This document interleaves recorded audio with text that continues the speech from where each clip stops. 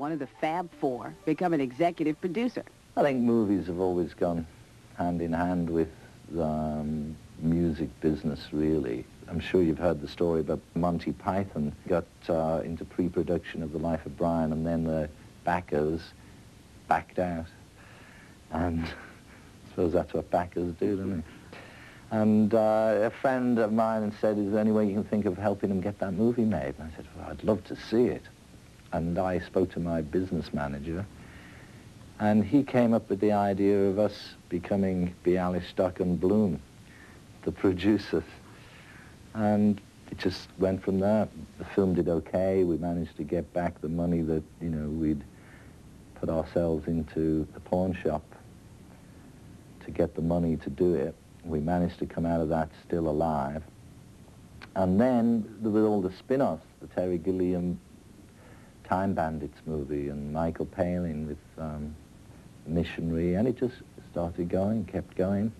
I mean, right now we've got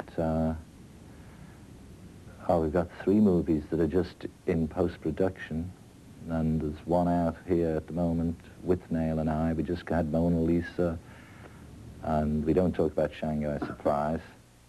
Oh, look at me, I'm shaking. I can't feel good to you like this. You're wasting your time, Mr. Swayze. What about right? Our money for it, because that was an expensive one, and we weren't that keen on doing it, some of the people in Handmade, but it was purely because the producer said he got Madonna and Sean Penn.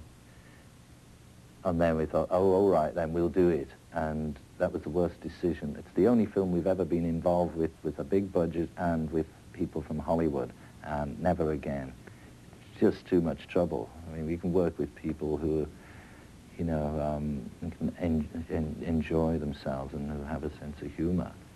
Although Sean, I really like Sean. I'll just get that in, because I know he's been given a lot of stick for the way he's acted, and he certainly didn't act that well for us. I don't mean as an actor, as a person, but although they go hand in hand. When you're not in a good mood as a person, your performance as an actor suffers too. But he actually, I thought, was a real funny fella. He is. When he's up, he's great. Since performing in the Prince's Trust concert in London, you seem to be in the limelight again. Did that experience renew a spark for performing in front of an audience? Yeah, well, one of the reasons that I did it, well, actually, the main reason I did it was because they asked Eric Clapton. He called me up and he said, will you do it? They want you to do it. Go on, do it. So, okay, because I don't want to get into this thing where I've been off the stage so long that I get frightened of the idea. So I thought, well, it's just like testing the water again. And it's in a sort of simple enough, because I don't have to go out there and be on for 2.5 hours. I mean, that's a different thing. Mr. George Harrison, Mr. Ringo Starr.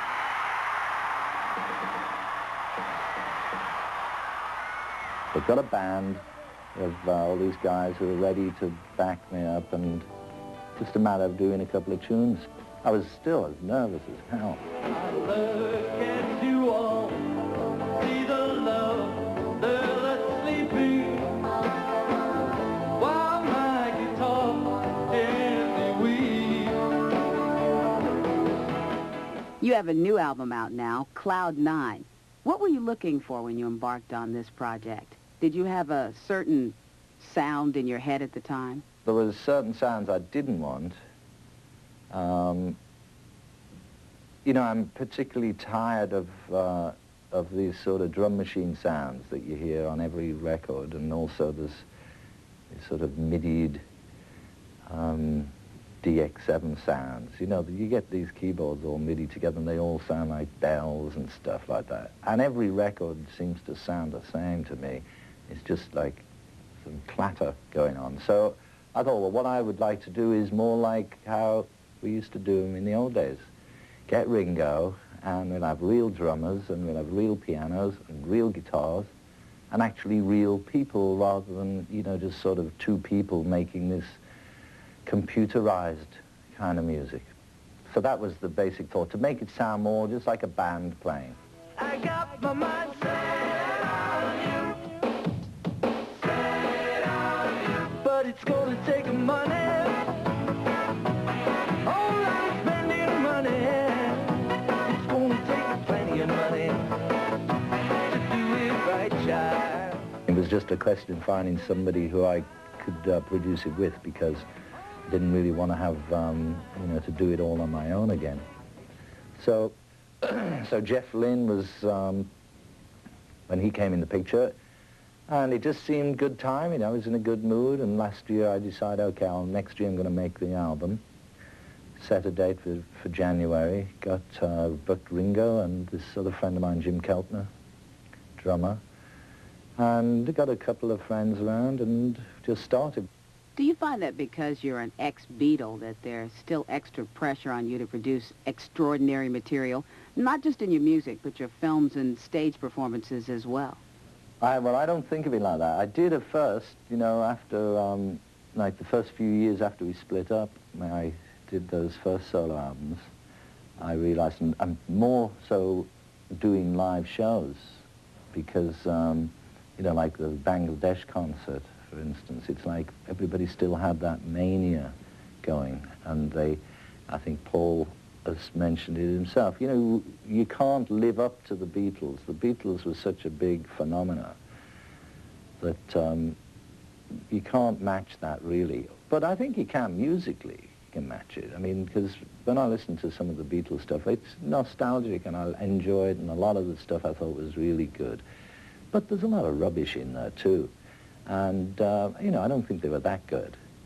They were very good, and there was something else going for them. You know, we were innovative and had good ideas, but still being a part of that, you know, we didn't get that carried away. You know, we could still see our own limitations. But all those years that have elapsed since then, you know, I don't really think of it like that. I just feel that I'm just some guy just like everybody else. And maybe it's detrimental having been the Beatles. Here comes the star.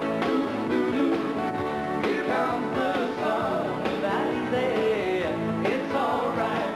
Sometimes I felt that if I was just like, you know, Joe Blow or somebody, and here's his new album, they'd listen and think, oh yeah, that's pretty good. But when they say it's George Harrison, it's like, oh, not him again.